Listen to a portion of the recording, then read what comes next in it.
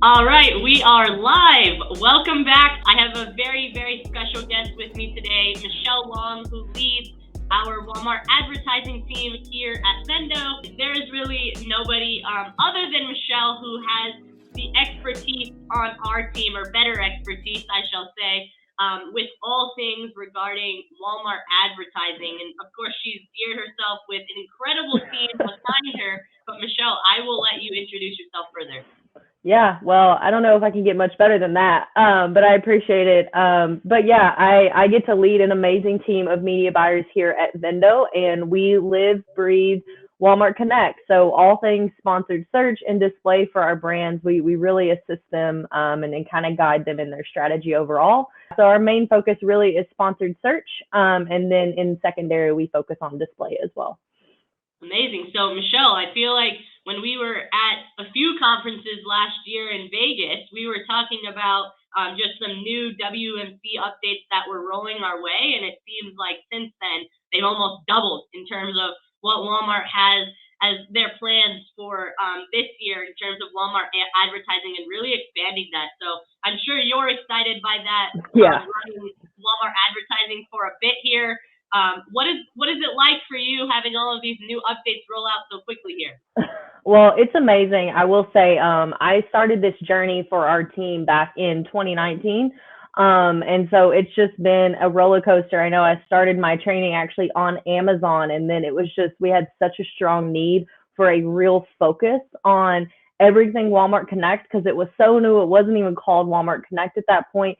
And our brands really needed us to help understand and to lead that piece. So all the updates are so exciting. We've just been itching to get closer and closer to the Amazon capabilities because we know just the more robust targeting we can do, the more we can sell and the better we can support our brand. So it's all super exciting. I know we've already had a couple updates roll out this year, which I'm excited to talk about today. But all in all, I mean, I think it's just, we keep learning and growing. And I know it's a super big focus for Walmart this year as well, as they know their brands and their supplier partners are really itching to have more control and to be able to really push the window and get closer to Amazon capabilities overall.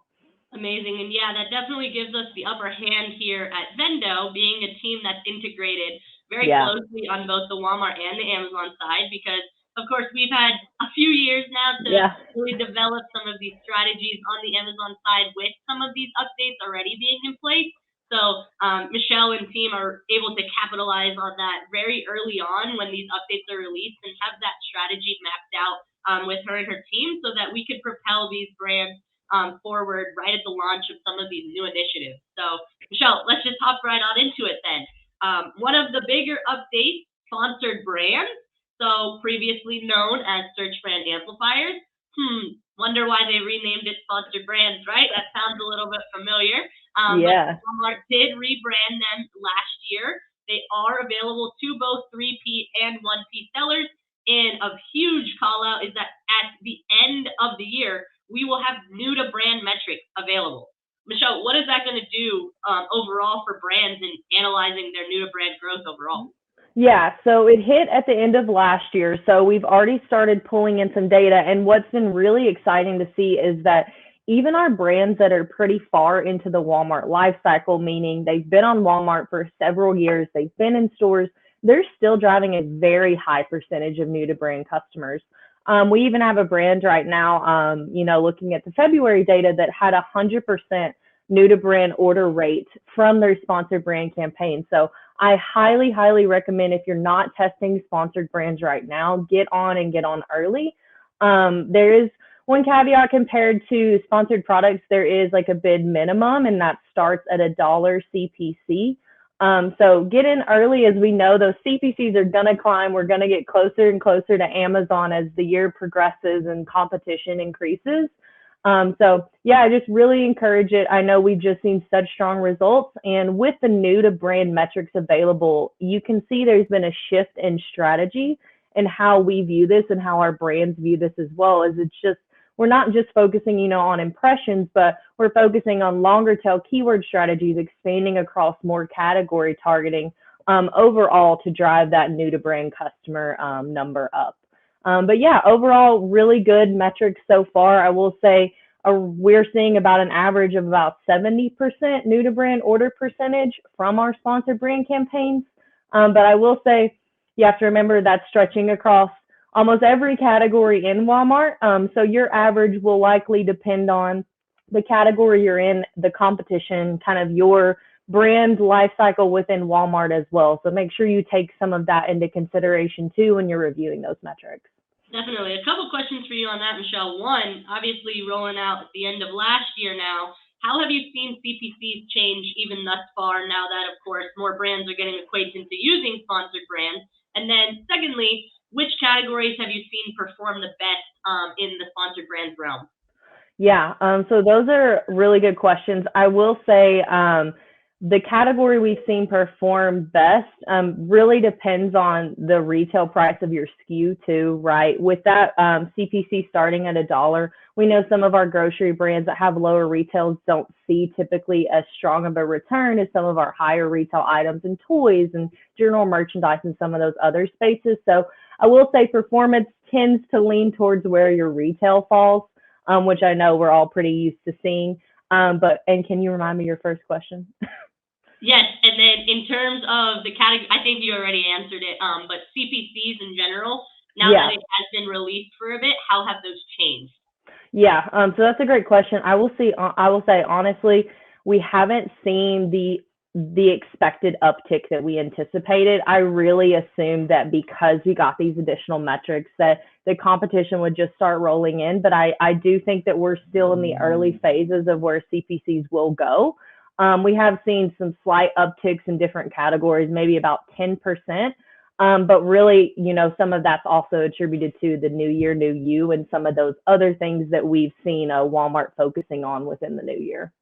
Absolutely. And then that 70% new to brand, very similar in terms of the rates that we see on Amazon. So correlationally, again, a lot of learnings that we can take from Amazon themselves. And then hopefully Walmart's going to give us some more data so that we can really break down, new versus repeat customers, and then evaluate customer acquisition costs a lot more precisely, and then back that into lifetime value for accounts. So we could really see where it makes sense to continue to invest for some of these customers that are going to return at a 6-month return rate. So super excited for that, Michelle. I'm sure the reporting side of things is really going to develop as well. Yeah, we're super excited, and just like you said, the more KPIs we get, the better media buyers we're going to be, and the more sales we can drive for our brand. So just waiting on Walmart to keep making those releases. I know the rumor is new to brand is coming to sponsored products. Now we haven't been given a date on that, but hopefully within this year, because I know that'll be a game changer. So we can really start keeping up and looking at those metrics for sponsored products as well. Absolutely. That's great to hear. All right, transitioning a little bit, and again, a connected topic, but self-managed brand stores. So if you guys have been familiar with brand stores or category pages, all of these things that you could buy into with Walmart Connect in the past, those were previously limited to only managed WMC campaigns, and the price tag was pretty heavy, right, Michelle? Like upwards of $100K. Obviously didn't make much sense from an efficiency standpoint, was definitely a larger brand awareness play. But now having these brand stores and hopefully being able to drive sponsored brands back to these brand stores eventually, talk about what that is going to change the game for Walmart.com. Yeah, so all those great points. I think one, it's really Walmart is starting to give the supplier back some of that control that we see that they're able to do on Amazon, right? We know that we leverage brand stores for all brands, and it's just such a curated shopping experience for the customer. And that's what we're most excited about for Walmart is I'm excited to see how this is going to impact our conversion rates, if this is going to lead to stronger conversions just because it is going to be a better experience for the shopper. And to back up a little bit for those who don't know, right now our sponsored brand ads are limited to a curated shelf page. So essentially when you click on that ad, you're driving to a URL that shows all of the products for your brand based on the URL that kind of your team is able to manipulate. So essentially shifting from a manipulated URL, which is just, a standard shelf page on Walmart, to really a larger brand experience like we see on Amazon. And I'm really expecting that to help conversions overall. You're going to be able to really tell your brand story, and really draw those customers in with creative and copy and some of those things that we know our brands are really, really great at. Absolutely. Yep, exactly. So we know that the digital shelf space currently, that brand store just provides so much more space to continue to raise brand awareness. But Yeah. also, when we're looking at things on the Amazon side, we see, depending on the brand, that 8 to 15% of total sales are driven from that brand store. So Yeah. not sure how soon we're going to end up getting metrics like that on the Amazon side. But on the Vendo side, on the Amazon side, we do refresh brand stores for all of our larger seasonal moments. And we do see a shift in that percentage of sales being driven from the brand store during those peak periods because we have refreshed the store. So usually Yeah. an increased percentage of sales during those periods. So we'll definitely align with that strategy. Again, Michelle said it best, the more control that Walmart is giving us around when we can update these, and hopefully that there are no restrictions like on the Amazon side, so we can get very strategic with the specific pushes that we're doing throughout the year. Absolutely. And I think a big point too is right now, they're putting brands into the testing phase, and we've talked to some of our Walmart Connect reps about, potentially being in that testing group as well. So I encourage you, if you have a strong relationship with your Walmart Connect rep, ask them about all these releases for this year. Right now they're putting brands into that testing group with the self-managed brand stores and with the sponsored videos, which we'll get to in a second. So use your resources, use those connections, and really tap into what Walmart is leveraging for this year and those growth opportunities. Amazing. And Michelle, perfect transition here to sponsored videos. I know that we have been available for a couple tests here, but haven't fully launched yet. Tell me what you've heard just around the ecosystem here about how these are performing thus far, and really what some of the challenges have been as well. Yeah, so we don't have a ton of information from Walmart just yet. I will say the feedback we've gotten about the alpha testing hasn't been super positive. I think it's just they had a really small test group, and now this second group of testing is going to be available to a larger audience that will be able to interact with the ads. So we do, as Delaney mentioned, have a couple of brands entering into that test here in the next couple weeks. So we're really excited to see some of that data come across, see how these are going to convert for the Walmart shopper. But if you have the budget, I definitely recommend asking your Walmart Connect rep for those specs, so that when this does get released potentially in later Q2, Q3, that you have those assets ready and you've got your targeting figured out, so you can press go as soon as you can, because I know we're getting ready, we're getting our suppliers ready. So the competition will be there, and so make sure that you're just fully buttoned up and you have those assets ready to go. Yep, and I know a couple of facts that Walmart has shared just about video themselves, and just generally about video, are that 66% of consumers prefer watching a video compared to reading about a product. I'm sure we can all relate to this, right? It also speaks to why our infographics, our A+ content, our brand stores are so important, because consumers now are very visual and really read with their eyes. So you want to capture all of that information within 5 seconds. So that way they can make a decision and path to purchase overall. And then 94% of marketers say that video has helped to increase their understanding of a product or service. So some of these categories that we play in, 1, you can expand on the benefits of the product using the video. 2, if there's a how-to video that you can push, definitely look at your reviews, right? If your reviews are negative, you can address a lot of those concerns in a quick 30-second video.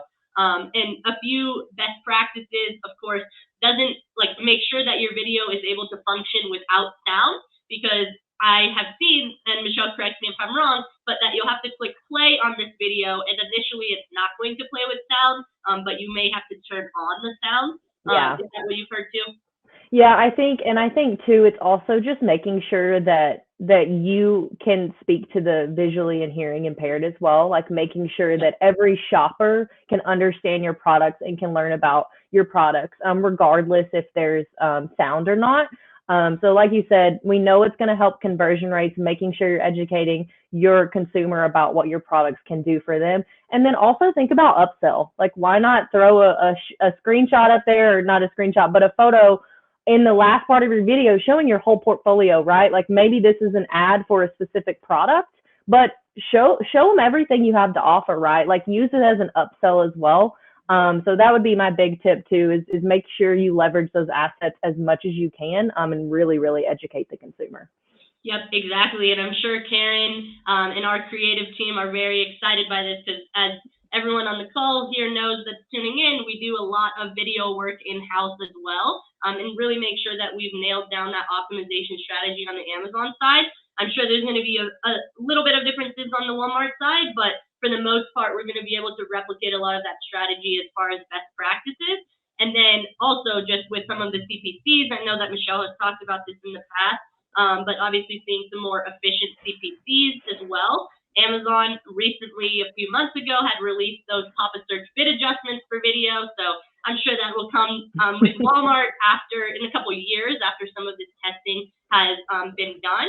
But also just in terms of the video ads themselves, if we think of the algorithm as a whole, specifically thinking about Amazon, that increases the time that the consumer is spending on the page, which we know they're going to get more credit through the algorithm for, and thus increase their ranking on those specific product lines because the algorithm is going to give them a bit of a boost for spending more time on that page. So we know that Walmart, a little bit influenced by both an algorithm and a merchant team.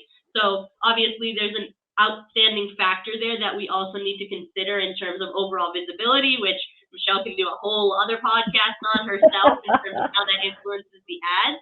But overall, we're super excited to be able to really unlock this for a few of our brands earlier on while it is in the beta, dive in, see the results, and see how the payoff is there as well. Yeah, and one final thought I had on that, as you mentioned, merchant relationships, the rumor is they're shifting away, right, from some of those pinning and boosting efforts. Now, that's a very, very early on rumor, but as we all know, as the marketplace gets more and more competitive, those tools are going to go away, right? Over time, we are expecting that. So you really have to make sure your sponsored search strategy is buttoned up. Your item pages look really, really well, so that we're not fully relying on the hand of a merchant to come in and really help our online presence, but that we are fully supporting our online ecosystem. As we know, Walmart has really shifted into an omni strategy and not siloed strategy for .com and in stores. Absolutely. All right, Michelle, and then one of the more exciting updates as well, I feel like we've already rattled off like 3 to 4 updates, but might as well keep them coming, right? Variant bidding. How did this ever exist in the past? Well, we don't know, but it's great that we finally have it. So speak about that a little bit more, Michelle, what variant bidding is, and then as far as what we've seen in terms of our ad campaigns and the positive impact that it's had thus far. Yeah, absolutely. So previously, you could only target the base or parent item of your variant group. So that really impacted how you thought about your variants in general. You wanted to make sure your base item, because that's the one item you could advertise, was your best selling SKU, had the best content, all of these things, right? So it not only impacted your ad campaigns, but it impacted your strategy of your listings in general. So now that we've seen Walmart shift, we've seen our suppliers shift their thinking as well on how they're grouping variants, right?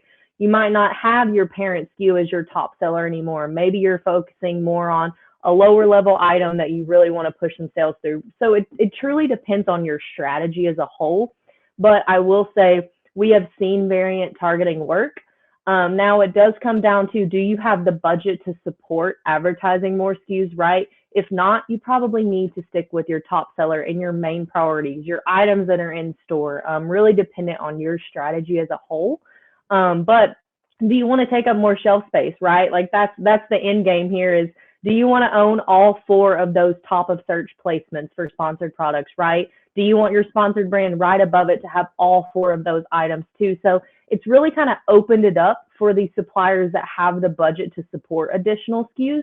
And it's really opened up more of our thinking about how we variant group items at the PDP level as well. Right, and Michelle, great call out in that hopefully they're moving a bit more away from pinning and boosting. So overall, the rationale might shift away from the real estate conversation and more towards variations being a larger play on Walmart.com as well. So we'll see more to come on that. But yes, in terms of the conversion rate, variations as a whole, we do believe we see those increased conversions come into play with the variations. But as Michelle said, you have to be very strategic in which the way in which you're creating them. Yep. Perfect. And then I do want to talk about subscribe and save, because that's a huge update that Walmart has rolled out. And currently what we've heard is that it is only available to about 1% of Walmart Plus customers.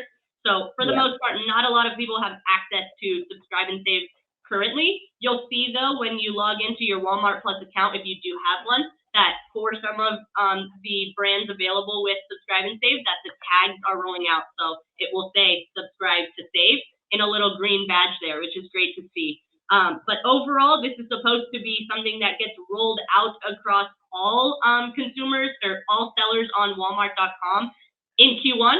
Again, we're in Q1 now, so hopefully that comes within the next few months now. That's the goal. But from a subscribe and save, if we have a ton of brands in the health and household space, in the grocery space. Subscribe and save, our goal at Vendo is for subscribe and save to drive about 20 to 25% of your total sales. That's a ton of money that's now sitting on the table for all of these Walmart sellers for them to capitalize on. And then again, when we're looking at these new to brand and these repeat customers and really bucketing them into two separate groups, figuring out how we can funnel those subscribe and save customers and funnel them into the subscribe and save funnel so that they become repeat customers and improving our lifetime value. That's the whole goal, especially for some of these grocery brands, beauty brands, health and household that struggle with profitability on some of these platforms. So subscribe and save is going to be a great implementation for a ton of brands and sellers and also consumers. Because I know that I have so many subscriptions on Amazon. Michelle, I'm sure your dog who's floating around in the background there, you probably subscribe to some dog food. I do. So I'm excited too, because I know this is just such an untapped space for our brands on Walmart. And I will say we have some people that have been in that test group that have seen it show up on site. It looks great. It's a super clean experience. They are seeing it roll out to in pet, like you mentioned, for like flea and tick meds and some of those other products that we know customers are buying on a regular basis.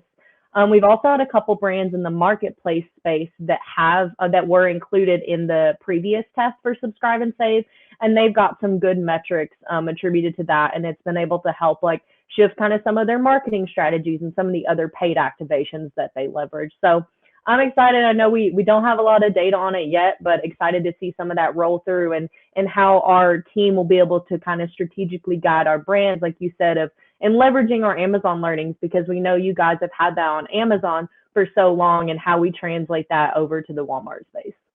Absolutely. And then I will give a little bit of a hint into what we've heard is coming on the Amazon side for subscribe and save, but these are in beta, so I'll not talk about it too much. But again, we have unlocked this for a few brands. So if you want to learn more, definitely reach out to us. The first one is subscribe and save coupons for Seller Central. And again, that's all I'm going to give. And then the second is subscribe and save specifically reorder and save coupons. So this is huge in capturing some of those lapsed customers and bringing them back to your brand. But again, we are testing it internally. It's currently in beta.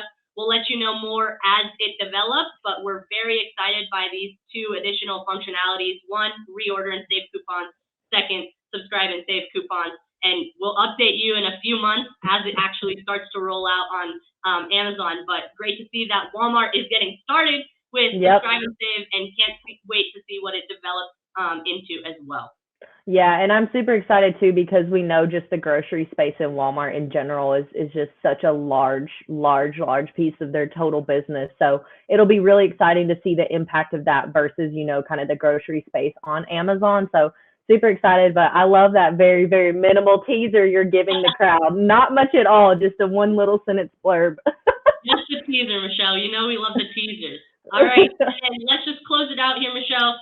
DisplaySelf Serve for Marketplace. Yeah. What is that, and what is it going to be? So we heard from a marketplace contact yesterday that DisplaySelf Serve is expected to come for marketplace sellers in Q3. That's really all we know right now. For those of you who don't know, DisplaySelf Serve is something you can leverage as a one-piece supplier right now with Walmart. So excited to see that released to our marketplace sellers. It's really going to open up the competition and allow these sellers to tap into more of these more display ad placements online that they previously haven't been able to for their marketplace items. So just more exciting updates. I know we get more and more almost by the week now that we hear from Walmart. So excited to see what we can do for our marketplace sellers that aren't necessarily 1P owned just yet. Absolutely. And then Michelle, hit us with one large Walmart need to know for the week while we close it out, although I know you've already dropped like 10 of them. Honestly, I'm going to shift away from an advertising call out and make a call out about reviews. Please, please, please build in a review plan when you're launching new products on Walmart. We see this time and time again that suppliers haven't built in a budget to supplement really working with Bazaar Voice and working with some of these other companies that and leveraging reviews. We know it helps conversion, you know, alongside making sure your contents are fully optimized.